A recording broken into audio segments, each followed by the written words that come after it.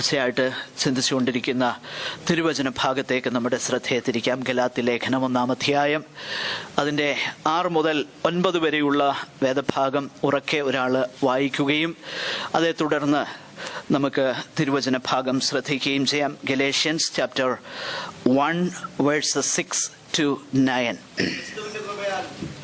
നിങ്ങളെ വിളിച്ചവനെ വിട്ട് നിങ്ങൾക്ക് വേഗത്തിൽ വേറൊരു സുവിശേഷത്തിലേക്ക് മാറിയത് കൊണ്ട് ഞാൻ ആശ്ചര്യപ്പെടുന്നു. അത് വേറൊരു സുവിശേഷം എന്നല്ല, ചിലർ നിങ്ങളെ കലക്കി ക്രിസ്തുവിന്റെ സുവിശേഷം മറിച്ചു കളവാൻ ഇച്ഛിക്കുന്നു എന്നത്രേ. എന്നാൽ ഞങ്ങൾ നിങ്ങളോട് അറിയിച്ചതിന് വിപരീതമായി ഞങ്ങളാകട്ടെ സ്വർഗത്തിൽ നിന്നൊരു ദൂതനാകട്ടെ നിങ്ങളോട് സുവിശേഷം അറിയിച്ചാൽ അവൻ ശപിക്കപ്പെട്ടവൻ. മുൻപ് പറഞ്ഞതുപോലെ ഞാനിപ്പോൾ പിന്നെയും പറയുന്നു, നിങ്ങൾ കൈക്കൊണ്ട സുവിശേഷത്തിന് വിപരീതമായി ആരെങ്കിലും നിങ്ങളോട് സുവിശേഷം അറിയിച്ചാൽ അവൻ ശപിക്കപ്പെട്ടവൻ. മതിയാകും. ഇംഗ്ലീഷിലൊന്ന് വായിക്കാമോ കുഞ്ഞുങ്ങൾ ആരെങ്കിലും?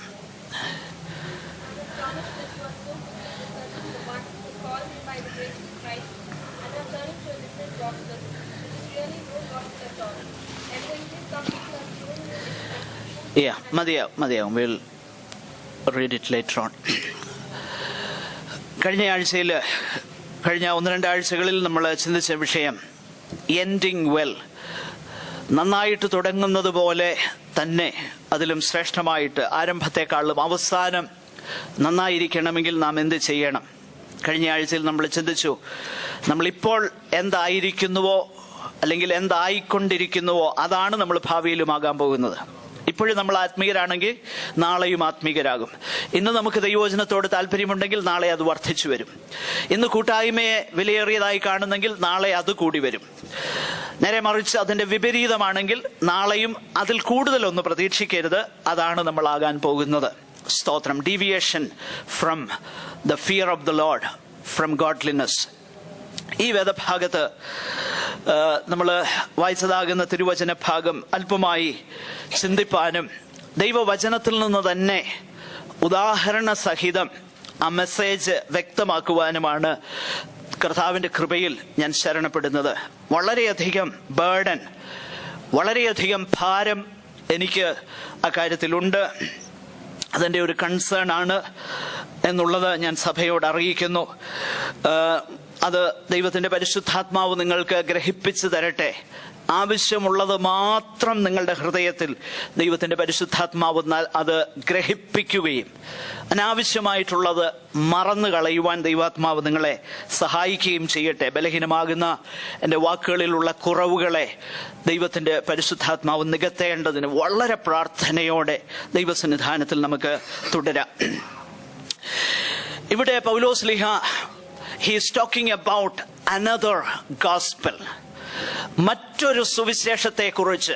It is no gospel at all, rather it is a different gospel. അതാണ് ന്യൂ ഇന്റർനാഷണൽ വേർഷൻ പറയുന്നത്. അതൊരു വേറൊരു സുവിശേഷമെന്നല്ല. It is no gospel at all. മറ്റു വാക്കിൽ പറഞ്ഞാൽ ഒരു സുവിശേഷമെന്ന് തോന്നും, പക്ഷെ സുവിശേഷമല്ല, സദ്വർത്തമാനമല്ല. അത് മറ്റൊരു സുവിശേഷമെന്ന പേരിൽ പൗലോസ് അതിനെ വിളിക്കുന്നു. പ്രിയമുള്ളവരെ, നാം മനസ്സിലാക്കണം, നമ്മുടെ സുഗമമാകുന്ന പുരോഗതിക്കും നല്ല അന്തം പ്രാപിക്കുന്നതിനും തടസ്സമായി നിൽക്കുന്ന മറ്റൊരു ഘടകം, it is adulteration of the true gospel. സത്യ സുവിശേഷത്തിൽ മായം ചേരുന്നത് നന്നായി പുരോഗമിച്ച് നന്നായി അവസാനിക്കുന്നതിന് തടസ്സമാകും. അതുകൊണ്ട് അതെന്താണെന്ന് നാം വളരെ വ്യക്തതയോടെ മനസ്സിലാക്കണം. ഈ പ്രത്യേക സാഹചര്യത്തിൽ സവിശേഷമായി പൗലോസ് ഉദ്ദേശിക്കുന്നത്, ഞാൻ നിങ്ങളോട് പ്രാരംഭമായിട്ട് ഓർപ്പിക്കുകയുണ്ടായി ഈ ഭാഗം തുടങ്ങിയപ്പോൾ, അപ്പോസ്തല പ്രവൃത്തി 14 15 അധ്യായങ്ങൾ ചേർത്ത് വായിച്ചാലേ ഗലാത്യ ലേഖനം നമുക്ക് മനസ്സിലാക്കാൻ കഴിയത്തുള്ളൂ. വിശേഷിച്ച് 15-ാം അധ്യായം. 15-ാം അധ്യായത്തിലെ ആ പ്രശ്നം, അവിടെ ആ സുന്നഹദോസ് കൂടുമ്പോൾ അതെന്താണെന്ന് നമുക്കറിയാം. അത് മറ്റൊന്നുമല്ല, ചില സഹോദരന്മാര് കടന്നു വന്നിട്ട് ജാതികളിൽ നിന്നും രക്ഷിക്കപ്പെട്ടവരോട് പറഞ്ഞു, ഓൾ റൈറ്റ്, നിങ്ങൾ യേശുവിൽ വിശ്വസിച്ചാ രക്ഷിക്കപ്പെട്ടത്, സംശയമൊന്നുമില്ല, യേശു ആ രക്ഷകൻ, അതിന് ഞങ്ങൾക്കും തർക്കമില്ല, യേശു രക്ഷിക്കുന്നവനാ, യേശു മാത്രമേ ഉള്ളൂ രക്ഷ, അതെല്ലാം അവർ പറഞ്ഞു. എന്നിട്ട് ഒരു കാര്യം കൂടെ പറഞ്ഞു, ഓൾ റൈറ്റ്, പക്ഷെങ്കിൽ പരിച്ഛേദനയും മോശ കൽപ്പിച്ച ചില പ്രമാണങ്ങളൂടെ ആചരിച്ചാലേ നിങ്ങൾക്ക് രക്ഷ കംപ്ലീറ്റ് ആകുകയുള്ളൂ. പുറമേ നോക്കിക്കഴിഞ്ഞാൽ വലിയ ദോഷമൊന്നും തോന്നുകയില്ല. കാരണം അവരടിസ്ഥാനമായിട്ടുള്ള കാര്യം വിശ്വസിക്കുന്നല്ലോ. യേശു രക്ഷകനാണെന്ന് അവർ പറയുന്നല്ലോ. അതൊന്നും അവർ പറയാതിരിക്കുന്നില്ലല്ലോ, അത് പറയുന്നുണ്ട്. It is not that they deny the Lord Jesus Christ. യേശുവിനെ നിഷേധിക്കുന്നവരല്ല അവർ, റാദർ അവർ യേശുവിനെ അംഗീകരിക്കുന്നവരാ.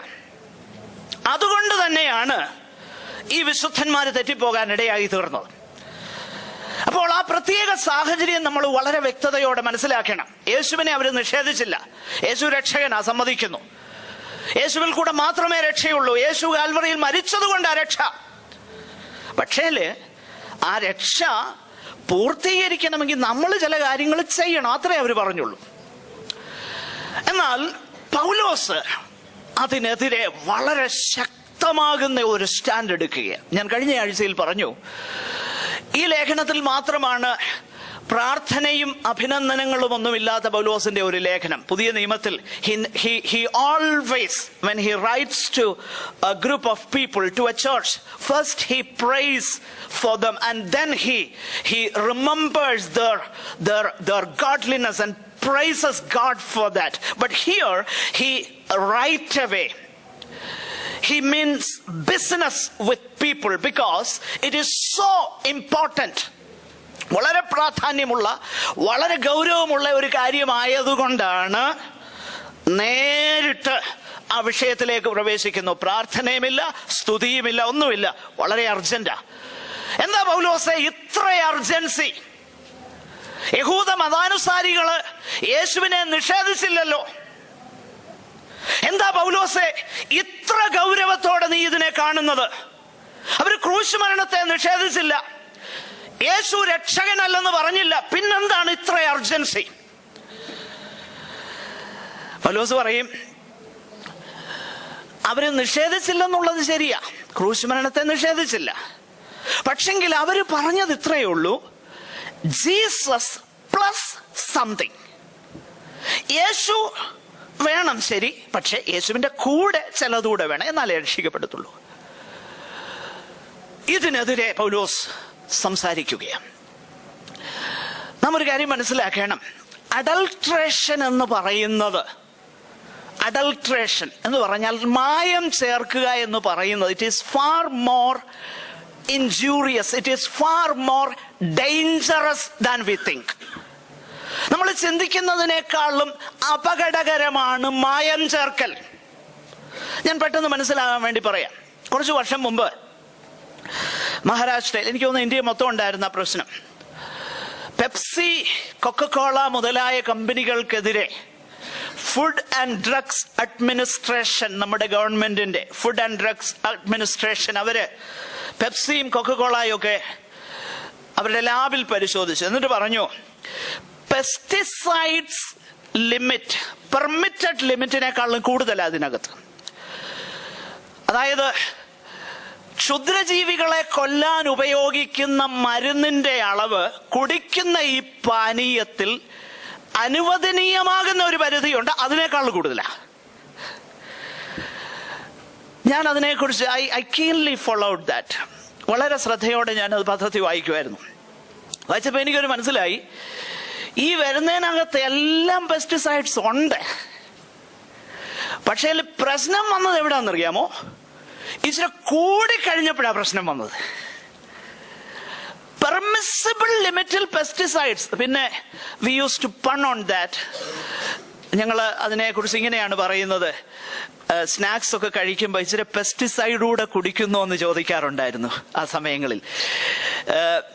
ഞാൻ പറഞ്ഞതിന്റെ താല്പര്യം, പ്രിയമുള്ളവരെ, അനുവദനീയമാകുന്ന നിലയിൽ കൂടിയപ്പോൾ അതിന്റെ കണ്ടൻസിന് വ്യത്യാസം വന്നു, അത് നോട്ടീസബിളായി.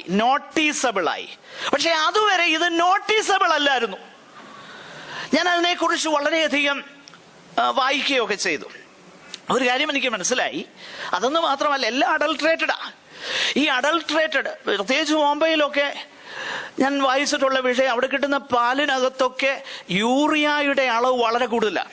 പ്രിസർവേറ്റീവ്സ് ആയിട്ട് ഉപയോഗിക്കുന്ന പല കാര്യങ്ങൾ ഒത്തിരി ദോഷം ചെയ്യുന്നുണ്ട്.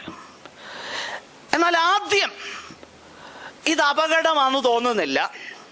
Over A period of time, കുറച്ചു കാലം കഴിയുമ്പം ഇത് തുടർച്ചയായിട്ട് ഉപയോഗിക്കുന്ന വ്യക്തിയുടെ ആന്തരിക അവയവങ്ങൾക്ക് ക്രമേണ കേടുവരാൻ തുടങ്ങും. അവന്റെ കിഡ്നിയും ലിവറും ഒക്കെ ക്രമേണ, സ്ലോലി, നോട്ടീസബിൾ അല്ല, പെട്ടെന്ന് തിരിച്ചറിയത്തില്ല, ക്രമേണ ക്രമേണ ക്രമേണ അപകടത്തിലേക്ക് പോകും. ഇത് തന്നെയാ പിശാച് സുവിശേഷത്തിൽ ചെയ്തത്. സുവിശേഷത്തിൽ എന്താണ് അവൻ ചെയ്തത്? ഞാനത് ജസ്റ്റ് അത് മനസ്സിലായി. ഞാൻ നോട്ട് ഇംഗ്ലീഷിൽ എഴുതി വെച്ചത്. എനിക്ക് മലയാളം മാത്രം മനസ്സിലാകാത്ത ചിലരുണ്ടല്ലോ, അവർക്ക് വേണ്ടി ഞാനൊന്ന് പെട്ടെന്നൊന്ന് വായിക്കാം. ഞാനിങ്ങനെ എഴുതി വെച്ചത്: Satan puts just enough to deviate us from the true path, and thereby we end up somewhere else, but not enough to appear it as spurious. പിശാച് അല്പം ചില അഡൾട്രേഷൻ ഇടും, അല്പം ചില മായം ചേർക്കും. പക്ഷെ ആ മായം ചേർക്കുമ്പം പിശാച് ഉപയോഗിക്കുന്ന തന്ത്രം, ഇത് മായം ചേർത്തതാണെന്ന് തിരിച്ചറിയാൻ കഴിയാത്തതുപോലെ മായം ചേർക്കും. പക്ഷെങ്കിൽ ഇൻ ദ ലോങ് റൺ, കുറച്ച് കാലം കഴിയുമ്പം ലക്ഷ്യം നോക്കി ആരംഭിച്ചിടത്തല്ലായിരിക്കും നമ്മൾ ചെല്ലുന്നത്, വേറൊരിടത്ത് ചെന്ന് ചേരും. പണ്ട് കാലത്തൊക്കെ ഈ നാട്ടിൽ ഈ കലം തല്ലിപ്പൊട്ടിക്കുന്ന ഒരു പരിപാടി ഉണ്ടായിരുന്നു. മനസ്സിലാകാൻ വേണ്ടി പറയും, കലം തല്ലിപ്പൊട്ടിക്കുന്ന പരിപാടി അല്ലേ എന്ന് വെച്ച് കഴിഞ്ഞാൽ അവന്റെ കണ്ണിങ്ങനെ കെട്ടും, കെട്ടിയേച്ച് ഒരു വടിയും കൈ കൊടുക്കും, വടത്തേല് കലമൊക്കെ ഇങ്ങനെ ഇട്ടിട്ടുണ്ട്, കൃത്യമായിട്ട് ചെന്ന് തല്ലിപ്പൊട്ടിക്കണം. എന്നിട്ട് അവർ ചെയ്യുന്ന എന്നാന്ന് ചോദിച്ചു കഴിഞ്ഞാൽ, ഈ നിൽക്കുന്നവരെ പിടിച്ച് തിരിക്കുമ്പോഴത്തേന് ആകെപ്പാടെ അവർക്ക് ദിക്കൊക്കെ അങ്ങ് വ്യത്യാസപ്പെടും. എന്നാൽ ചില മിടുക്കന്മാരുണ്ട്, അവരുടെ ശരീരം തിരിയും, കാല് തിരിയത്തില്ല, ഇങ്ങനെ നിൽക്കും. പക്ഷെങ്കില് എത്ര പിടിച്ചു നിന്നാലും അല്പമൊക്കെ ഒന്ന് ഡീവിയേറ്റ് ചെയ്യും, അല്പം ഒന്ന് ഡീവിയേറ്റ് ചെയ്യും. കുറച്ച് കഴിയുമ്പം ഈ പിടിച്ചു നിന്ന പുള്ളിക്കാരനും വേറെ ചില ഡിറക്ഷനിലോട്ടൊക്കെ പോകുന്നത് കാണാറുണ്ട്. ആദ്യം തുടങ്ങും, എന്നിട്ട് പതുക്കെ അങ്ങ് തിരിയും. കാരണം എന്താ? അല്പം വ്യത്യാസം വന്നതേ ഉള്ളൂ. അല്പ വ്യത്യാസം ക്രമേണയായപ്പം ലക്ഷ്യത്തിലല്ല ചെന്നത്, വേറൊരിടത്താ. ഇത് തന്നെയാ പിശാച് ഉപയോഗിക്കുന്ന തന്ത്രം. തിരിച്ചറിയാൻ കഴിയാത്ത നിലയിൽ സുവിശേഷത്തെ മായം ചേർത്താൽ നമുക്ക് തിരിച്ചറിയത്തില്ല. We go along the road thinking it is the right road and we end up somewhere else. നമ്മൾ ശരിയായിട്ടുള്ള ദിശയാണെന്ന് തോന്നിക്കൊണ്ട് നമ്മൾ യാത്ര ചെയ്യും, മറ്റൊരിടത്ത് അവസാനിക്കും. ഞാൻ എന്തുകൊണ്ടാണ് ഇത് പറയുന്നത്? ഇതിന്റെ ആപ്ലിക്കേഷൻ പാർട്ടിലേക്ക് ഞാൻ വരികയും അതിന്റെ പ്രയോഗത്തിലേക്ക് ഒരു വേദഭാഗം നമ്മളൊന്ന് വായിക്കാൻ. അപ്പൊ ഇവിടെ വേറൊരു സുവിശേഷത്തെ കുറിച്ച് പൗലോസ് പറയുകയാണ്. എന്നാൽ മറ്റു ചിലതൂടെയുണ്ട്. It is far more serious and dangerous than we think.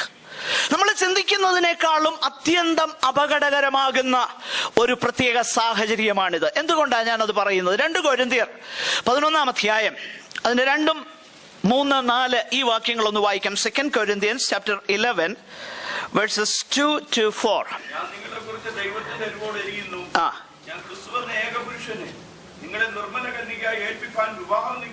എല്ലാവരും ആ ഭാഗം ഒന്ന് ശ്രദ്ധിക്കണം. ഞാൻ നിങ്ങളെ കുറിച്ച് ഭയങ്കര എരിവോടെ എരിയുകയാണ്.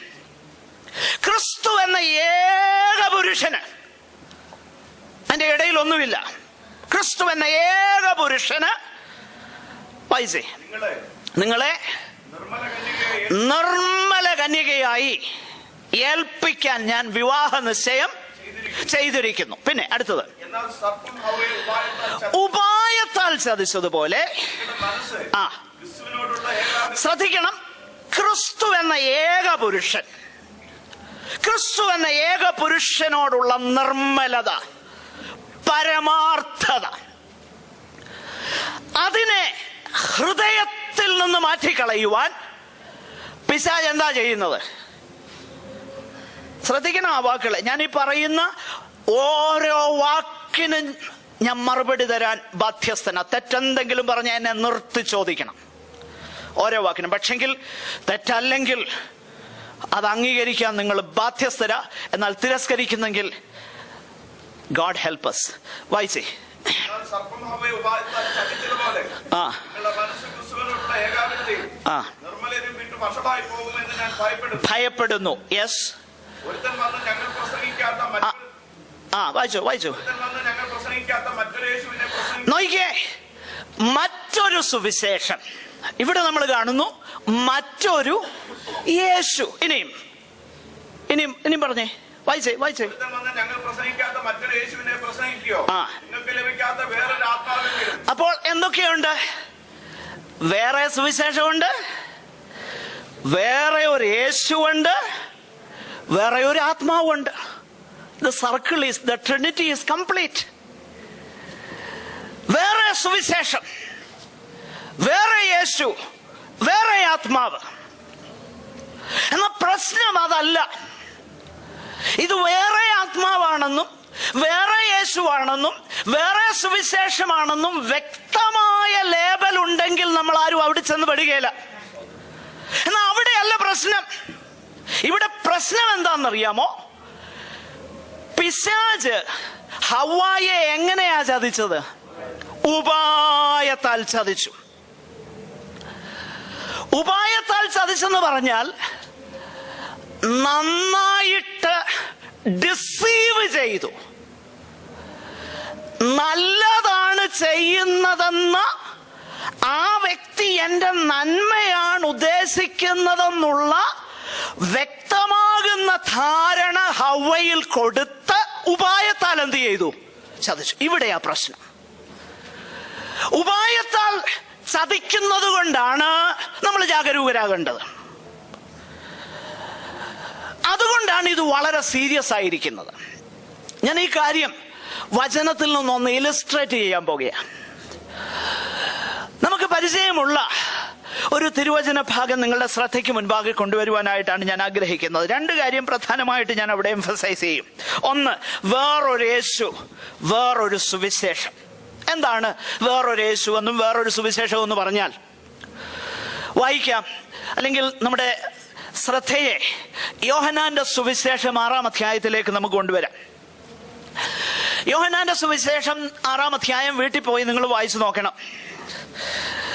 വീട്ടിൽ പോയി വായിച്ചു നോക്കിക്കഴിഞ്ഞാൽ നമുക്കെല്ലാം വായിക്കാൻ അവിടെ സമയമില്ല. അതുകൊണ്ടാണ് ഞാൻ പറഞ്ഞത് വീട്ടിൽ പോയി വായിക്കണം. നമുക്ക് പരിചയമുള്ള വേദഭാഗം. ഇവിടെ അതിന്റെ പ്രാരംഭ വാക്യങ്ങളിൽ യേശു 5000 പേർക്ക് അപ്പം കൊടുക്കുന്നതിനെ കുറിച്ചാണ് യോഹന്നാൻ അപ്പോസ്തലൻ വിവരിക്കുന്നത്. എന്നിട്ട് ആ അധ്യായം മുഴുവൻ അപ്പത്തെ കുറിച്ചാ പറയുന്നത്. ശ്രദ്ധിച്ചിട്ടുണ്ടോ? ആ അധ്യായം മുഴുവൻ അപ്പത്തെ കുറിച്ചാ പറയുന്നത്. 5000 പേർക്ക് അപ്പം അനുഗ്രഹിച്ച് കർത്താവ് കൊടുക്കുന്നു. എന്നിട്ട് താഴോട്ട് പറയുന്ന സകല വാക്യങ്ങളിലും അപ്പം അപ്പം അപ്പം അപ്പം. ഞാനൊരു അസൈൻമെന്റ് തരാം. വീട്ടിൽ പോയി കഴിഞ്ഞ ആഴ്ച ഞാൻ തന്നല്ലോ ഒരു അസൈൻമെന്റ്. ഈ 6-ാം അധ്യായം വായിച്ചു നോക്കിയിട്ട് അപ്പമെന്നും അപ്പത്തിന് പര്യായ പദമായിട്ടും എഴുതിയിരിക്കുന്നതെല്ലാം ഒന്ന് നിങ്ങളൊന്ന് നോട്ട് ഡൗൺ ചെയ്തിട്ട് അതൊന്ന് കോർത്തിണക്കി പഠിക്കണം. അപ്പം മനസ്സിലാവും. ഈ അധ്യായം മുഴുവൻ അപ്പം. ഈ അപ്പം എന്ന് പറഞ്ഞാൽ പെട്ടെന്ന് മനസ്സിലാകും, എല്ലാവർക്കും മനസ്സിലാകും. എന്നാ ഇത് എളുപ്പം തിരിയുന്ന ലാംഗ്വേജാ, തിരിയുന്ന ഭാഷയാ. ഇവിടെ വന്നത് എന്തിനാ സഹോദര? ചില സഹോദരന്മാരിനോട് പറയുന്നത് പച്ചരി മേടിക്കാനാ വന്നതെന്നാ പറയുന്നത്. ലിറ്ററലി എന്നോട് പറയാറുണ്ട് ചില സഹോദരന്മാർ, ഇവിടെ ഉള്ളത് തന്നെ സഹോദരന്മാർ. പച്ചരി, ഞാൻ പറയുന്ന സഹോദര പച്ചരി അല്ല, നല്ല അരി മേടിച്ച് കഴിക്കുക. തിന്നുക. അപ്പം അപ്പം അപ്പം. ഞാൻ ആ വേദഭാഗം വായിച്ചപ്പോൾ ഓർക്കുമ്പോൾ ഞാൻ ദൈവത്തെ സ്തുതിക്കാറുണ്ട്. ദൈവം ഈ ഭൂമിയിൽ അപ്പം ഉണ്ടാക്കാൻ മനുഷ്യന് ബുദ്ധി കൊടുത്തല്ലോ. ഞങ്ങൾ ചിലപ്പോൾ വീട്ടിൽ ഇത് പറയാറുണ്ട്, ഇന്നതൊക്കെ ചേർത്താൽ ഇത്ര രുചി വരുമെന്ന് എങ്ങനെയാ മനുഷ്യൻ ഇത് അറിയുവായി വന്നത്? ഇന്നതൊക്കെ ചേർത്ത് കഴിഞ്ഞു, അയ്യോ എന്തോ ഒരു ടേസ്റ്റാ, പെട്ടെന്ന് മനസ്സിലാകും. എന്നാൽ ഇതുണ്ടാക്കാൻ മനുഷ്യന് ദൈവം ബുദ്ധി കൊടുത്തത് എന്തിനാണെന്നറിയാമോ? ബുദ്ധി കൊടുത്തത് യേശു ഈ ഭൂമിയിലേക്ക് വരുമ്പോൾ യേശു ഇത് തന്നെയാണ് അവരോട് പറയാൻ പോകുന്നത്. അങ്ങനെ പറയുമ്പോൾ അവർക്ക് വ്യക്തമായി അത് ഗ്രഹിക്കാൻ വേണ്ടിയിട്ടാണെന്ന എന്റെ ചിന്ത. അപ്പം ഉണ്ടാക്കാൻ പോലും മനുഷ്യന് ദൈവം ബുദ്ധി കൊടുത്തത്. കാരണം കൊലോസ്യ ലേഖനത്തിൽ ഒരു വാക്യമുണ്ടല്ലോ, 1:16 തോന്നുന്നു, സകലവും അവൻ മുഖാന്തരവും, പിന്നെ അടുത്തത് അവനു വേണ്ടിയും. അപ്പൊ എല്ലാം എന്തിനു വേണ്ടി സൃഷ്ടിക്കപ്പെട്ടതാ? അപ്പം ഉണ്ടാക്കിയതും യേശുവിന് വേണ്ടിയാ. എന്തിനു വേണ്ടിയാ യേശുവിന് വേണ്ടി അപ്പം ഉണ്ടാക്കിയത്? ഞാൻ പറയാം. വിശന്ന് ക്ഷീണിച്ച് പരവശനായിരിക്കുന്ന ഒരുവന് ഒരു കഷണം രുചിയുള്ള അപ്പം അങ്ങോട്ട് കൊടുക്ക. അത് ഭക്ഷിക്കുമ്പം ഇത് മനസ്സിലാകും. ഇതേ ഭാഷ ഈ ഭൗതികമാകുന്ന തലത്തിൽ നിന്നുകൊണ്ട് ആത്മീക തലത്തിന്റെ പ്രാധാന്യതയും, നിങ്ങളുടെ ശരീരത്തിന് അപ്പം വേണം എങ്കിലേ ജീവിക്കാൻ കഴിയത്തുള്ളൂ എന്നതുപോലെ നിങ്ങളുടെ ആത്മാവിന് ജീവനുള്ള അപ്പമാകുന്ന ഞാനുണ്ടല്ലേ ജീവിക്കാൻ കഴിയത്തുള്ളെന്ന് നമ്മളെ പഠിപ്പിക്കാനാണ് ഈ ലോകത്തിൽ അപ്പം ഉണ്ടാക്കിയതെന്നാണ് എന്റെ പക്ഷം. അപ്പോൾ ഈ അധ്യായം നമ്മൾ വായിക്കുമ്പോൾ യേശു ഇത് അടയാളമായിട്ടാ ചെയ്തത്, അല്ലേ? അടയാളമായിട്ടാ ചെയ്തത്. ഞാൻ വിശദീകരിക്കാം. യോഹന്നാന്റെ സുവിശേഷത്തിലുള്ള ഒരു പ്രത്യേക പദപ്രയോഗമാണ്. അവൻ ഇത് അടയാളങ്ങളുടെ ആരംഭമായിട്ട് ചെയ്തു. അടയാളം എന്ന് പറഞ്ഞാൽ എന്താ? അടയാളം എന്ന് പറഞ്ഞാൽ ആ അടയാളം അതിൽ തന്നെ, അതിനൊരു പ്രാധാന്യതയുമില്ല. നമ്മൾ ഇവിടുന്ന് വണ്ടി ഓടിച്ചു പോകുന്നു, ഒരു ബോർഡിൽ ഒരു കട്ടിലിന്റെ സൈൻ, ഇവിടുത്തെ സൈൻ എന്താന്ന് ഞാൻ ഓർക്കുന്നത്, അങ്ങനെ തന്നെയല്ലേ? ഈ സൈൻ കാണുമ്പോൾ നമ്മൾ മനസ്സിലാക്കുന്നത് തന്നെ ഇവിടെ ഹോസ്പിറ്റലുണ്ട്, അങ്ങനാന്നോ? എന്താ സൈൻ? ഓക്കെ, എനിവേ നമുക്ക് മനസ്സിലാവും. നാട്ടിലെങ്ങനെയാ ഒരു ബെഡിന്റെ സൈൻ ബോർഡ് കാണാം. അപ്പൊ അതിന്റെ അർത്ഥം ഇവിടെ എന്തോ ഉണ്ട്, ഹോസ്പിറ്റലുണ്ട്. അപ്പോൾ ഈ അടയാളം എങ്ങോട്ടാ നയിക്കേണ്ടത്? ശ്രദ്ധിച്ചേ. അടയാളം എങ്ങോട്ട് കൊണ്ടുപോകണം? അടയാളം എന്തിനെ കുറിക്കുന്നു അങ്ങോട്ട് കൊണ്ടുപോകണം. അങ്ങനെയെങ്കിൽ യേശു ചെയ്ത അത്ഭുതങ്ങൾ എന്താ? അടയാളമായിട്ട് ചെയ്തെങ്കിൽ ആ അത്ഭുതത്തിൽ കണ്ണു നട്ടിരിക്കാനല്ല യേശു ആഗ്രഹിച്ചത്. പിന്നെ ആ അടയാളം ചെയ്ത തന്നിലേക്ക് അവർ കണ്ണുയർത്തണം. ഉദാഹരണമായിട്ട് പറഞ്ഞാൽ, നമ്മുടെ വാഴ്ത്തപ്പെട്ടവനാകുന്ന കർത്താവിനെ കുറിച്ച് ഇങ്ങനെയാ പറയുന്നത്. 1:14 യോഹന്നാന്റെ സുവിശേഷത്തിൽ, ഞങ്ങൾ ദൈവത്തിന്റെ തേജസ്, വി ബിഹെൽഡ് ഹിസ് ഗ്ലോറി, അവൻ കൃപയും സത്യവും നിറഞ്ഞവനായി നമ്മുടെ ഇടയിൽ പാർത്തു. സങ്കല്പിക്കുക, കർത്താവിന്റെ തേജസ്, ആ തേജസിന്റെ കിരണം വന്ന് പതിച്ചപ്പം അവിടെ അത്ഭുതം ഉണ്ടായി, ഇല്ലേ? അവിടെ സൃഷ്ടി ഉണ്ടായി. സൂര്യന്റെ കിരണം വന്ന് ഭൂമിയിൽ പതിക്കുമ്പോൾ അവിടെ ജീവൻ നിലനിർത്തപ്പെടുന്നു, പുതിയ നാമ്പുകൾ വരുന്നു, ഒരു സൃഷ്ടി ഉണ്ടാകുന്നു. പക്ഷെ നമ്മുടെ പ്രശ്നം നമ്മൾ അങ്ങോട്ട് നോക്കും. എന്നാൽ ദൈവം ആഗ്രഹിക്കുന്നത് എന്താണെന്നറിയാമോ? ഈ പ്രകാശകിരണം വന്ന് പതിച്ചെടുത്ത് അത്ഭുതമുണ്ടായി, സംശയമില്ല. അത്ഭുതകരമായ കാര്യമാണ് സംഭവിച്ചത്. പക്ഷെങ്കിൽ ഇങ്ങോട്ട് നോക്കിക്കൊണ്ടല്ല ഇരിക്കേണ്ടത്. പതുക്കെ കണ്ണുയർത്തി ആ പ്രകാശത്തിന്റെ സ്രോതസ്സിലേക്ക് നമ്മൾ നോക്കണം. അടയാളം എന്ന് പറഞ്ഞാൽ ഇതാ. ഞാൻ വിശദീകരിക്കാം. ഞാനിത് പ്രാരംഭമായിട്ട് പറഞ്ഞ വിഷയമാണ്. മറ്റൊരു യേശു, മറ്റൊരു സുവിശേഷം. നിങ്ങൾ ചിന്തിക്കും, എന്തിനാ ഇതൊക്കെ പറയുന്നത്? അതിനാവശ്യമുണ്ട്. യേശു കർത്താവ് ഈ ഭൂമിയിലേക്ക് വന്നപ്പം കർത്താവിനെ മനസ്സിലാക്കിയത് ജനങ്ങള് താൻ എന്തായിരിക്കുന്നു എന്ന് അവര് മനസ്സിലാക്കേണ്ടതുപോലെ അല്ല അവർ മനസ്സിലാക്കിയത്. ശ്രദ്ധിക്കണേ, ഞാൻ വളരെ ആഴമാകുന്നൊരു വിഷയമാണ് പറയുന്നത്. ശ്രദ്ധിച്ചു കേട്ടില്ലേ നിങ്ങൾക്ക് മനസ്സിലാകത്തില്ല. യേശു ഈ ഭൂമിയിലേക്ക് വന്നു. യേശുവിനെ തിരിച്ചറിഞ്ഞവർ വളരെ ചുരുക്കം. മറിയ തിരിച്ചറിഞ്ഞു, സിമോൻ തിരിച്ചറിഞ്ഞു, ഹന്ന തിരിച്ചറിഞ്ഞു, വിദ്വാൻമാർ തിരിച്ചറിഞ്ഞു, യേശുവിന്റെ ശിഷ്യന്മാര് തിരിച്ചറിഞ്ഞു. യേശു ചോദിക്കുന്ന ഒരു ചോദ്യമുണ്ട്, ജനങ്ങൾ എന്നെ ആരെന്ന് പറയുന്നു?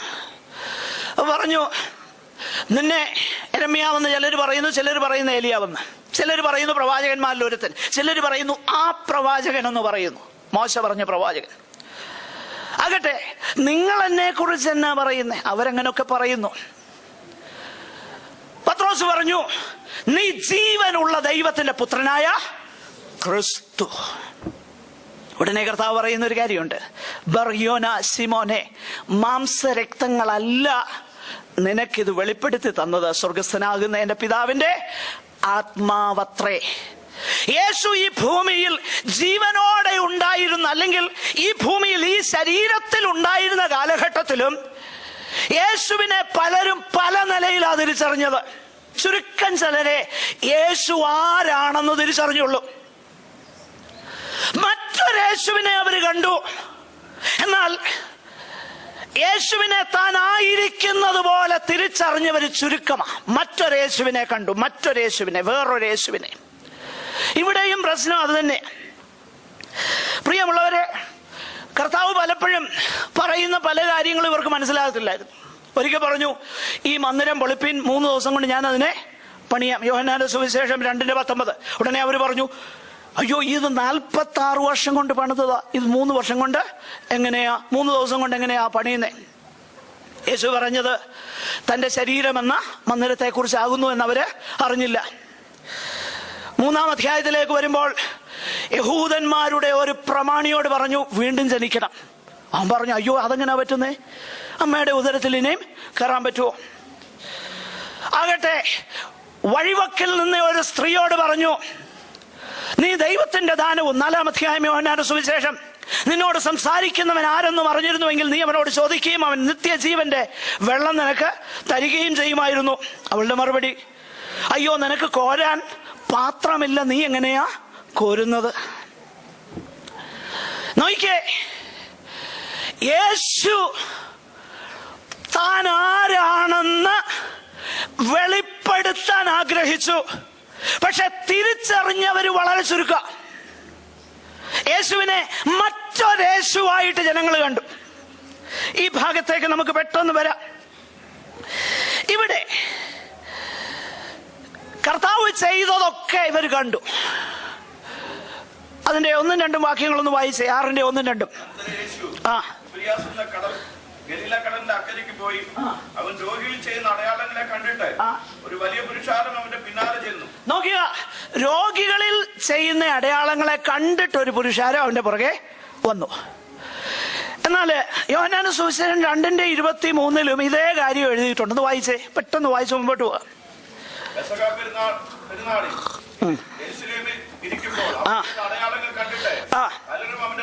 നോക്കുക, അടയാളം കണ്ടു, പലരും അവന്റെ നാമത്തിൽ എന്ത് ചെയ്തു? വിശ്വസിച്ചു. പക്ഷെ സംതിങ് ഈസ് റോങ് ദർ. എന്തോ ഒരു വലിയ പ്രശ്നം അവിടെ ഉണ്ട്. എന്നാ പ്രശ്നം? അടുത്ത വാക്യം വായിച്ചേ, അത് വാക്യം മനസ്സിലായി. എല്ലാവരെയും അറിവുകൊണ്ട് തന്നെത്താൻ അവരുടെ പക്കൽ വിശ്വസിച്ചേൽപ്പിച്ചില്ല. നോക്കിക്കേ, യേശു ഇവർ അത്ഭുതം കണ്ട് അവനെ വിശ്വസിച്ചു. പക്ഷെങ്കിൽ യേശു എന്ത് ചെയ്തു? കർത്താവിന് മനസ്സിലായി ഇവർ വിശ്വസിച്ചു, പക്ഷെങ്കിൽ വിശ്വസിക്കേണ്ടവനെ ആരെന്ന് വ്യക്തതയോടെ മനസ്സിലാക്കിയല്ല വിശ്വസിച്ചത്. ഒരടയാളം കണ്ടു, ഇവൻ വലിയ പുള്ളിയാ, വിശ്വസിച്ചു. ഇവൻ പ്രവാചകനാ, വിശ്വസിച്ചു. ഞാൻ എന്താ പറഞ്ഞു വരുന്നത്? വിശദീകരിക്കാം. യോഹന്നാന്റെ സുവിശേഷം 6-ാം അധ്യായത്തിലേക്ക് നമുക്ക് മടങ്ങി വരാം. 66-ാമത്തെ വാക്യത്തിലേക്ക് വരുമ്പോൾ യേശു ചോദിക്കുന്ന ഒരു ചോദ്യമുണ്ട്. ഒത്തിരി ശിഷ്യന്മാര് പോയി കഴിയുമ്പോൾ നിങ്ങൾക്കും പോകാൻ മനസ്സുണ്ട്? യോഹന്നാൻ അപ്പോൾ പത്രോസ് പറയുന്ന ഒരു വാക്കിങ്ങനെയാ, കർത്താവേ, ഞങ്ങൾ എങ്ങോട്ടാ പോകുന്നത്? നിത്യജീവന്റെ മൊഴികൾ. അനേക ശിഷ്യന്മാര് പിന്മാറിപ്പോയി. അത്ഭുതം ചെയ്ത, അടയാളം ചെയ്ത, വീര്യപ്രവർത്തികൾ ചെയ്ത, യേശുവിന്റെ ഒപ്പം സഞ്ചരിച്ച ഒത്തിരി ശിഷ്യന്മാര് പോയി. ഞാനൊരു കാര്യം പറയാം. നിത്യതയിൽ ഒരു ട്രാജിക് കാര്യം സംഭവിക്കും. നിത്യതയിൽ ദുഃഖകരമാകുന്ന ഒരു കാര്യം സംഭവിക്കും. അതിതാണ് യേശുവിന്റെ നാമത്തിൽ ഒത്തിരി കാര്യങ്ങൾ പിടിച്ചു വാങ്ങിയ ഒരുപാട് പേര് നിത്യജീവനിൽ പ്രവേശിക്കത്തില്ലെന്നുള്ള ദുഃഖകരമാകുന്ന കാര്യം സംഭവിക്കും. സംഭവിക്കും സംഭവിക്കും സംഭവിക്കും. എനിക്ക് വളരെ വ്യക്തതയോടെ അറിയാതെ സംഭവിക്കുമെന്ന്. കാരണം യേശു തന്നെ പറഞ്ഞു, അധർമ്മം പ്രവർത്തിക്കുന്നവരെ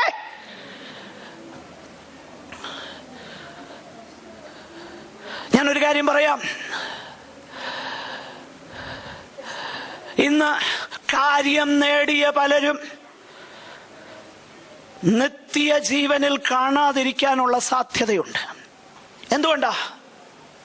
യേശു ഒരിക്കൽ പറഞ്ഞു, അവർക്ക് ഈ ഭൂമിയിൽ പ്രതിഫലം കിട്ടിപ്പോയി എന്ന് ഞാൻ സത്യമായി നിങ്ങളോട് പറയുന്നു.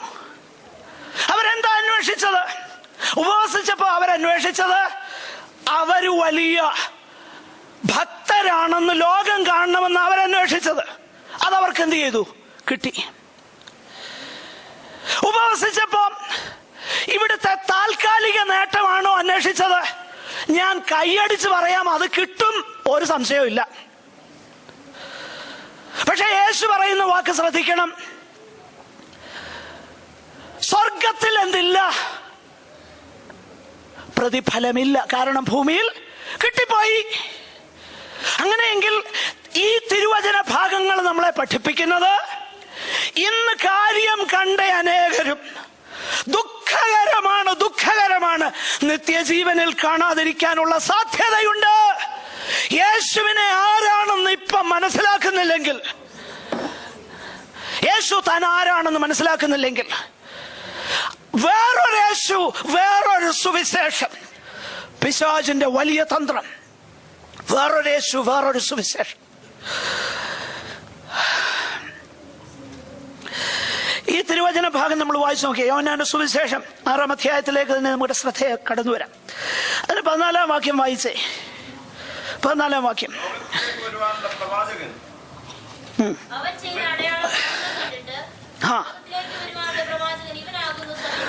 നോക്കുക, ഇവരെല്ലാം എന്തോ പറഞ്ഞു? ഇവൻ പ്രവാചകനാ. അതിനകത്ത് വല്ല തെറ്റുണ്ടോ? അതിനകത്ത് ഒരു തെറ്റുമില്ല, ഒരു തെറ്റുമില്ല. കാരണം ലോകത്തിലേക്ക് വരുവാനുള്ള പ്രവാചകനെന്ന് യഹൂദന്മാരെ സംബന്ധിച്ചിടത്തോളം പറഞ്ഞേക്കുന്നത്, മോശ പണ്ടൊരു പ്രവചനം പറഞ്ഞു. ആവർത്തന പുസ്തകം 18-ാം അധ്യായം അതിന്റെ 15-ാം വാക്യത്തിൽ വീട്ടിൽ പോയി വായിച്ചാൽ മതി. നിങ്ങളുടെ ഇടയിൽ നിന്ന് എന്നെ പോലെ ഒരു പ്രവാചകനെ നിങ്ങളുടെ മധ്യേ എന്ത് ചെയ്യും? സഹോദരന്മാരുടെ ഇടയിൽ നിന്ന് എഴുന്നേൽപ്പിക്കും. അവന്റെ വാക്ക് നിങ്ങൾ എന്ത് ചെയ്യണം? കേൾക്കണം. ഇവര് തിരിച്ചറിഞ്ഞു ആരാണ് യേശു. ആ പ്രവാചകനാ. മോശ പറഞ്ഞ പ്രവാചകനാണ് യേശു എന്ന് ആര് തിരിച്ചറിഞ്ഞു? വല്ല കുഴപ്പമുണ്ടോ? എന്ന പ്രശ്നം അവിടെയല്ല. അതറിഞ്ഞു, അതറിയാത്തതല്ല പ്രശ്നം. പക്ഷെങ്കിൽ അത്രത്തോളമേ അറിഞ്ഞെന്നുള്ളതാ പ്രശ്നം. എന്താ? ഞാൻ വിശദമാക്കാം. മോശെ അപ്പം കൊടുത്തു, നീ എന്താ അടയാളമായിട്ട് ചെയ്യാൻ പോകുന്നേ? യേശുവിന്റെ മറുപടി 31, 32, 33 വാക്യങ്ങൾ വായിച്ചു നോക്കണം. യേശു പറഞ്ഞു, നിങ്ങളുടെ പിതാക്കന്മാർ മരുഭൂമിയിൽ മന്ന തിന്നു, അവര് മരിച്ചുപോയി. ആ മന്ന കൊടുത്തത് എന്റെ പിതാവാ. എന്നാൽ മോശയെ പോലെ ഒരു പ്രവാചകനാ ഞാനും നിങ്ങൾ മനസ്സിലാക്കുന്നു. പക്ഷെങ്കിൽ അതിനേക്കാൾ ഉപരി ഞാൻ തന്നെയാണ് അപ്പം. ഞാൻ അപ്പം തരുന്നവനല്ല, ഞാൻ അപ്പമായി. എന്നെ തിന്നാൻ നിങ്ങൾ ജീവിക്കും, അല്ല മരിക്കും. മനസ്സിലായോ? അവരത്രത്തോളം തിരിച്ചറിഞ്ഞു. ഈ തിരിച്ചറിവുള്ള ഒത്തിരി പേര് നരകത്തിൽ പോകും. വേറൊരു യേശു അത്രത്തോളം തിരിച്ചറിഞ്ഞു. യേശു പറഞ്ഞു, ഞാനാ സാക്ഷാലപ്പം. ഇവര് ചിന്തിച്ചത് യേശു വന്ന് കുറച്ചപ്പം എടുത്ത് നുറുക്കി എല്ലാവർക്കും കൊടുത്തു. യേശുവിന് അപ്പം തരാൻ കഴിയുമെന്ന് ഇവർ മനസ്സിലാക്കി. എന്നാ യേശു പറഞ്ഞത് ഇതാ, എനിക്ക് അപ്പം തരാൻ കഴിയുമെന്നല്ല നിങ്ങൾ വിശ്വസിക്കേണ്ടത്, ഞാൻ അപ്പമാണെന്ന് വിശ്വസിക്കാൻ മനസ്സുണ്ടോ? എന്നെ തിന്നാലേ ജീവനുള്ളെന്ന് വിശ്വസിക്കാൻ മനസ്സുണ്ടോ? എന്റെ ദാനത്തെക്കാളും എന്നെ ഏറ്റവും വലിയ ധനമായി സ്വീകരിപ്പാൻ മനസ്സുണ്ടോ? അവരെ നിത്യജീവനിൽ പോകത്തുള്ളൂ. ദാനം കിട്ടിയ ഒത്തിരി പേര് നരകത്തിൽ പോകും. സത്യമായ എന്റെ പ്രിയരെ, ഇത് ഞാൻ എന്റെ ഉള്ളിൽ നിന്നാ പറയുന്നത്. ദാനം അനുഭവിച്ച ഒത്തിരി പേര് നിത്യതയിൽ കാണത്തില്ല. എന്നാൽ ദാതാവിനെ, ജീവന്റെ അപ്പം ആരാണെന്ന് മനസ്സിലാക്കി ജീവന്റെ അപ്പം തിന്നുകൊണ്ട് ജീവിക്കുന്നവനെ ഒടുക്കത്തെ നാളിൽ അവൻ എഴുന്നേൽപ്പിക്കും. 51 വാക്യം വായിച്ചാൽ ആ കാര്യം വളരെ വിശദമായി കാണുന്നുണ്ട്. 6-ാം അധ്യായം. യെസ്, നോക്കുക. യേശു പറഞ്ഞ അടുത്ത പദം കൂടെ വായിച്ചേ.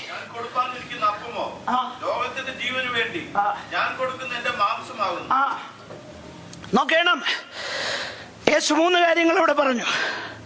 ഒന്ന്, നിങ്ങൾക്ക് താൽക്കാലിക പരിഹാരം വരുത്താനല്ല ഞാൻ വന്നത്, പിന്നെ നിങ്ങളുടെ പാപത്തിൽ നിന്ന് രക്ഷിക്കാനാണ് ഞാൻ വന്നത്. ഇത് തിരിച്ചറിഞ്ഞില്ല. പ്രവാചകനാണെന്ന് മനസ്സിലാക്കി, പക്ഷെ ഇത് തിരിച്ചറിഞ്ഞില്ല. യേശു പറഞ്ഞു, ഇതാ ഞാൻ വന്നത്. 2, ഞാൻ തന്നെയാണ് നിങ്ങളുടെ അപ്പം. എന്റെ ദാനമല്ല, ഞാനാ ഇങ്ങോട്ട് വന്നത്, ഞാനാ വന്നത്. എന്റെ പ്രകാശം വന്ന അത്ഭുതം കണ്ടപ്പോ നിങ്ങൾ സന്തോഷിച്ചു, അടയാളം കണ്ടു. പക്ഷെ അടയാളത്തെ നോക്കി നിൽക്കല്ല, ആ പ്രകാശത്തിൽ നിന്ന് കണ്ണു മേളോട്ടൊന്ന് ഉയർത്തിക്ക്. എന്നെ ഒന്ന് കണ്ടേ, നീതി സൂര്യനെ കണ്ടേ. ഹല്ലേലൂയ. അടുത്തത്, പാപികൾക്ക് തൃപ്തി തരാൻ, ജീവൻ തരാൻ ഞാൻ എന്നെ തന്നെ, എന്റെ ജീവനെ ഞാൻ കൊടുക്കുക. നിങ്ങൾ എന്നെ മോശയെ പോലെ ഒരു പ്രവാചകനെന്ന് വിളിക്കുന്നു, പക്ഷെങ്കിൽ നിങ്ങൾ ചിന്തിക്കുന്ന പ്രവാചകനല്ല ഞാൻ. ദൈവസഭയിൽ വേറൊരു കാര്യം കൂടെ പറയാം. പ്രവചനവരമുണ്ട്, സത്യം. പക്ഷെ ഇന്ന് നമ്മൾ കരുതുന്ന രീതിയിലുള്ള പ്രവചനവരം അല്ല. ദൈവസഭയിലെ പ്രവചനവരം ആശ്വാസം, ആത്മീക വർധന, പ്രബോധനം. ഒരിക്കൽ ഞാനിത് പറഞ്ഞപ്പം ഒരു സഹോദരൻ എന്നോട് പറഞ്ഞു, പാസ്റ്ററേ, വളരെ ബുദ്ധിമുട്ട് ജോലിയൊന്നും ഇല്ലാതിരിക്കുമ്പോൾ ഒരു വിസ ഉണ്ടെന്നൊക്കെ പറയുമ്പോഴേ ഒരാശ്വാസം വരത്തില്ലേ? ഞാൻ പറഞ്ഞു, വരും സഹോദര, പക്ഷെ പ്രശ്നം അതല്ല. ആശ്വാസം കിട്ടിക്കോ, പക്ഷെ വിസ കിട്ടി അർഹതയില്ലാത്ത സ്ഥലത്ത് ദൈവം ജോലി തന്നപ്പം കൂട്ടായ്മയ്ക്കും വരാൻ ഒക്കുന്നില്ല, വേദപുസ്തകം വായിക്കാനും സമയമില്ല. ആത്മീയ വർധന ഉണ്ടായോ? അതാ പ്രശ്നം. മനസ്സിലാക്കുന്നുണ്ടോ? അവര് തിരിച്ചറിഞ്ഞു മോശയെ പോലെ പ്രവാചകനാ, പക്ഷെ നിങ്ങൾ ചിന്തിക്കുന്ന പോലെയുള്ള പ്രവാചകൻ അല്ല ഞാൻ. അതവര് തിരിച്ചറിഞ്ഞില്ല. അവിടെ പ്രശ്നം. മറ്റൊരേശുവിനെ അവർ കണ്ടു. മറ്റൊരേശു. 2, വേറൊരു സുവിശേഷം. അതിനെക്കുറിച്ച് ഞാൻ വിശദീകരിക്കാം. അതിന്റെ 15-ാം വാക്യം.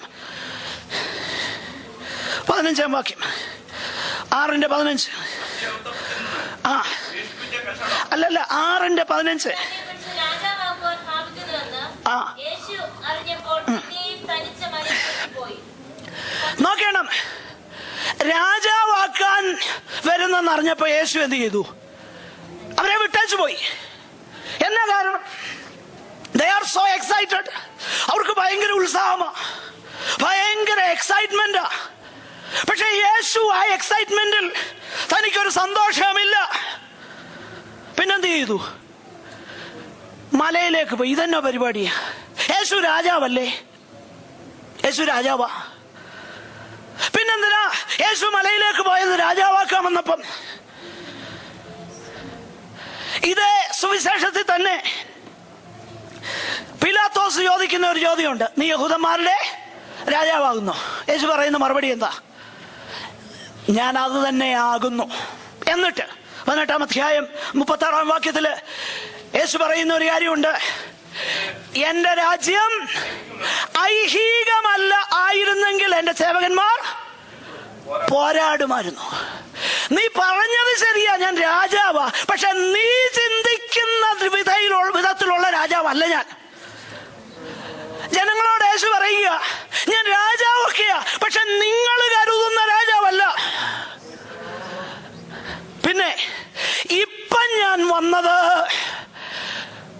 നിങ്ങളുടെ ഹൃദയങ്ങളിൽ രാജാവായി വാഴാനാ വന്നത്.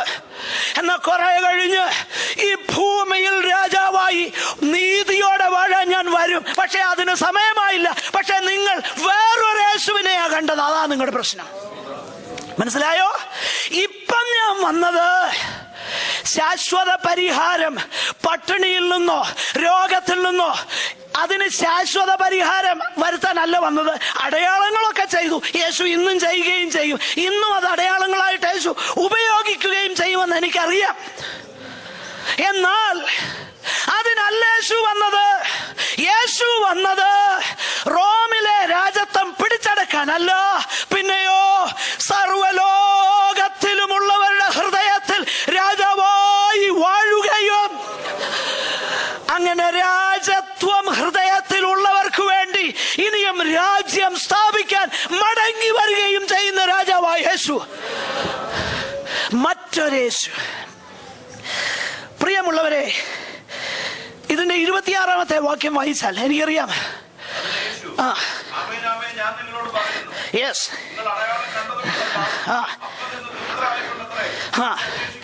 ഒന്ന് ശ്രദ്ധിച്ചേ ആ വാക്യം. ഇവിടെ എന്നാ പ്രശ്നം? ശ്രദ്ധിക്കണേ, എല്ലാവരും ശ്രദ്ധിക്കണേ. എന്താ പ്രശ്നം? യേശു അങ്ങ് മുഷിയുകയാ. നിങ്ങൾ എന്നെ അന്വേഷിച്ചു. ഇതെന്തോ കളിയാ? യേശുവിനെ അന്വേഷിച്ചപ്പോ ഇത്ര മുഷിയേണ്ട കാര്യം എന്നാ? അന്വേഷിച്ചതിനല്ല യേശു മുഷിഞ്ഞത്. പക്ഷേ അന്വേഷിച്ചത് വേറൊരു കാരണത്തിന്. എന്തിനാ?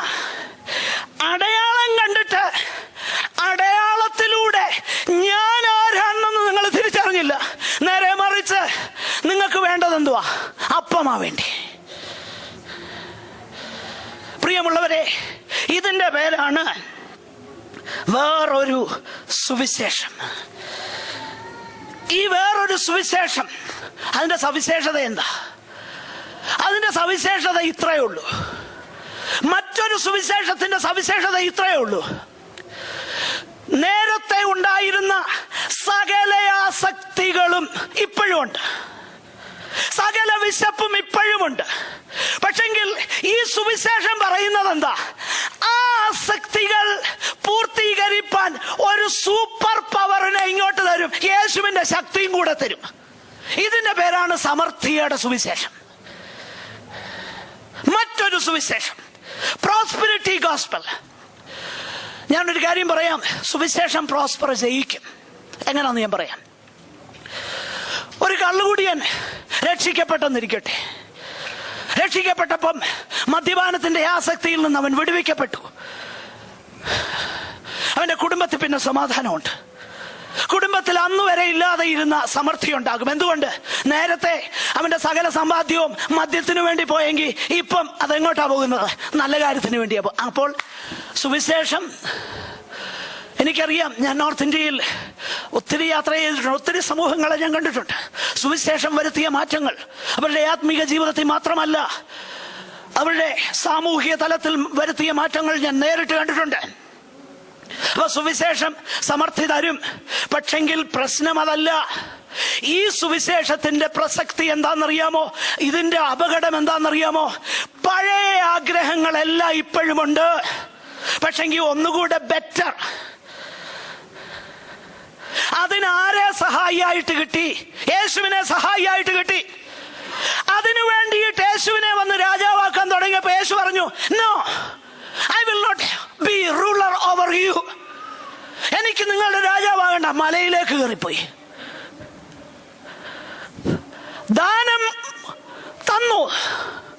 ശ്രദ്ധിക്കണേ, ദാനം കൊടുത്തു, പക്ഷെ ദാതാവ് മലയിലേക്ക് പോയി. ഇതാണോ നമുക്ക് വേണ്ടിയത്? ഈ പറയുന്ന സുവിശേഷം ഞാൻ ഈ കേട്ട് എനിക്ക് അങ്ങ് മടുത്തു. എനിക്ക് വലിയ സങ്കടം തോന്നാറുണ്ട്. വാഗ്ദത്തത്തെ മുറുകെ പിടിച്ചോണം, വാഗ്ദത്തത്തെ പിടിച്ചു വെച്ചോണം. അയ്യോ, അബദ്ധങ്ങളായി പറയുന്നത്. എന്താണത്?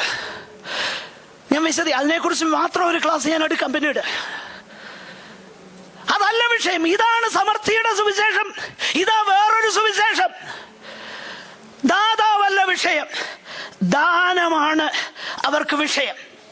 യേശു ഈ കാര്യങ്ങളൊക്കെ ചെയ്യാനായിട്ട് അവൻ മിടുക്കൻ, അവന് കഴിവുണ്ട്. അവൻ അതുകൊണ്ട് പണ്ടൊക്കെ ഇച്ചിരി പ്രയാസമായിരുന്നു. ഇപ്പൊ ഏതിനും എല്ലാ കാര്യവും ശരിയാക്കി തരാൻ യേശുവുണ്ട്. കാരണം കഴിവുണ്ട്. കാരണം 5 അപ്പം എടുത്ത് ഇങ്ങനെ അങ്ങോട്ട് വെച്ചപ്പോ 5000 പേര് പിന്നെ കൊട്ട നിറച്ചെടുത്തു. അയ്യോ, യേശുവിന് ശക്തിയില്ലേ? ഉണ്ട്. ഇത്രയേ ഉള്ളൂ മനസ്സിലാക്കുന്നത്. ഇതാ മറ്റൊരു സുവിശേഷം. പ്രിയമുള്ളവരെ, എന്നാ ഞാൻ ഒരു കാര്യം പറയട്ടെ. അത് കിട്ടുമ്പോഴാണോ തൃപ്തി വരുന്നത്? അത് കിട്ടാതിരുന്നാൽ തൃപ്തിയുണ്ടോ?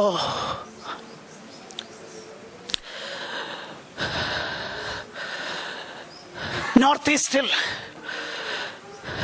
ചില മിഷണറിമാരുടെ പ്രവർത്തനങ്ങളിൽ കൂടെ രക്ഷിക്കപ്പെട്ടവരുണ്ട്. അതിലൊരു മിഷണറി എഴുതിയ പാട്ടാണിത്, I have decided to follow Jesus. അതിന്റെ ഒരു വരി ഇങ്ങനെയാ, O take this whole world but give me Jesus. ലോകമെല്ലാം എടുത്തോ, പക്ഷേ യേശുവിനെ എനിക്കിതാ. ഞാനൊരു കാര്യം കൂടെ പറയാം. ഇന്നുള്ള നമ്മുടെ ജോലി നഷ്ടപ്പെട്ടാൽ, ശ്രദ്ധിക്ക്, ഇന്നത്തെ നമ്മുടെ ജോലി നഷ്ടപ്പെട്ടാൽ യേശുവിനെ സ്നേഹിക്കുമോ? ഇന്ന് നമ്മുടെ പ്രിയപ്പെട്ടവരിൽ ചിലരെ ദൈവം വേർതിരിച്ചാൽ അന്നേരം യേശുവിനെ സ്നേഹിക്കുമോ? സ്നേഹിക്കുമെങ്കിൽ ഞാൻ പറയാം, നീ ദൈവത്തിന്റെ വൃതനാണ്, നീ ദൈവത്താൽ ജനിച്ചവനാണ്. ദാതാവിനെ ഏറ്റവും വലിയ ട്രഷറായി കാണാൻ കഴിയുന്നതാണ് യഥാർത്ഥ യേശു. നമ്മളെ ഒന്ന് സങ്കല്പിച്ചേ, ഇന്ന് നമുക്കുള്ള സകല ദാനവും എടുത്താൽ will I still love him? യോബ് പറഞ്ഞത്, യഹോവ തന്നു, യഹോവ എടുത്തു, അവന്റെ നാമം വാഴ്ത്തപ്പെടട്ടെ. യോബിന്റെ പുസ്തകത്തിന്റെ ഒരു മെഡിറ്റേഷനായി യാക്കോബിന്റെ ലേഖനം. അതിനകത്തെ ഒരു വാക്യം ഇങ്ങനെ, പരീക്ഷ സഹിക്കുന്ന മനുഷ്യൻ ഭാഗ്യവാൻ, അവൻ കൊള്ളാവുന്നവനായി തെളിഞ്ഞ ശേഷം കർത്താവ് തന്നെ സ്നേഹിക്കുന്നവർക്കൊരുക്കിയ. അതിന്റെ അർത്ഥം എന്താ? എല്ലാം എടുത്താലും ഞാൻ യേശുവിനെ സ്നേഹിക്കുമോ? അതോ ആ വലിയ ശിഷ്യഗണത്തിൽപ്പെട്ട ഒത്തിരി പേര് ചെയ്തതുപോലെ അന്ന് തുടങ്ങി അവന്റെ ശിഷ്യന്മാരിൽ പലരും പിൻവാങ്ങിപ്പോയി, പിന്നെ അവൻ്റെ കൂടെ നടന്നില്ല. എൻ്റെ പ്രിയരെ, ഞാനൊരു കാര്യം പറയട്ടെ. ഇത് സംഭവിക്കാൻ സാധ്യതയുള്ളത് കൊണ്ടാണ് പൗലോസ് വളരെ സീരിയസ് ആയിട്ട് ഈ കാര്യം പറയുന്നത്. എന്തിനാ സാധ്യത? പൗലോസ് ആ ലേഖനത്തിൽ ഒരു കാര്യം കൂടെ പറയുന്നു, ഞങ്ങളാകട്ടെ. പിന്നെ അടുത്ത വാക്യം, സ്വർഗത്തിൽ നിന്ന്. അതിന്റെ സാധ്യത എന്തുവാ? സാധ്യത ഇതാണ്, ഇപ്പം ഞാൻ പറയുന്നത് പരമാർത്ഥ സുവിശേഷമാണെന്ന് എനിക്ക് ബോധ്യമുണ്ട്. പക്ഷെങ്കിൽ കുറച്ചു കാലം കഴിഞ്ഞ് ഇത് മാറ്റിയിട്ട് ഞാൻ ചിലത് പറഞ്ഞെന്ന് വരാം. അന്നേരം അത് വിശ്വസിക്കരുത്, ഇത് വിശ്വസിച്ചോണം.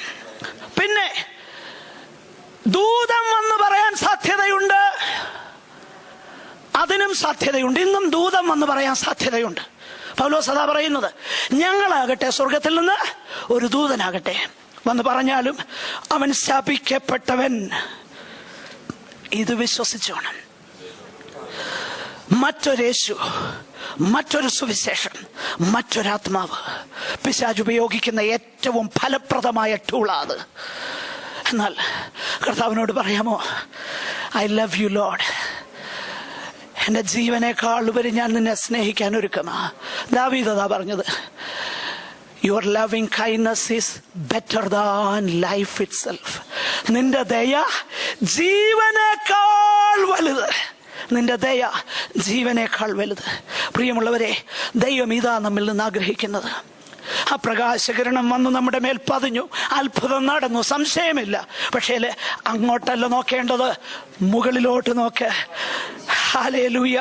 യേശു ആരാന്നൊന്ന് കാണ്. യേശു രാജാവാ, യേശു പ്രവാചകനാ. പക്ഷേ നാം ചിന്തിക്കുന്നത് പോലെയുള്ള രാജാവല്ല. യേശു നമ്മിൽ വാഴേണ്ട രാജാവാ. ഹല്ലേലൂയ. യേശു പ്രവാചകനാ, അവൻ പ്രൊവൈഡ് ചെയ്യുന്നവനാ, യാതൊരു സംശയവുമില്ല. പക്ഷെങ്കിൽ നമ്മൾ ചിന്തിക്കുന്നത് പോലെ അല്ല യേശു ചെയ്യുന്നത്. നമ്മുടെ കണ്ണുകളെ അടയ്ക്കാം, നമുക്ക് പ്രാർത്ഥിക്കാം. ആരും നമ്മുടെ വിരുദ് തെറ്റിക്കരുത്. കർത്താവിനെ നമുക്ക് ആഴമായി സ്നേഹിക്കാം, ദാതാവിനെ സ്നേഹിക്കാം. ദാനത്തെ അല്ല, ദാതാവിനെ നമുക്ക് മുറുകെ പിടിക്കാം.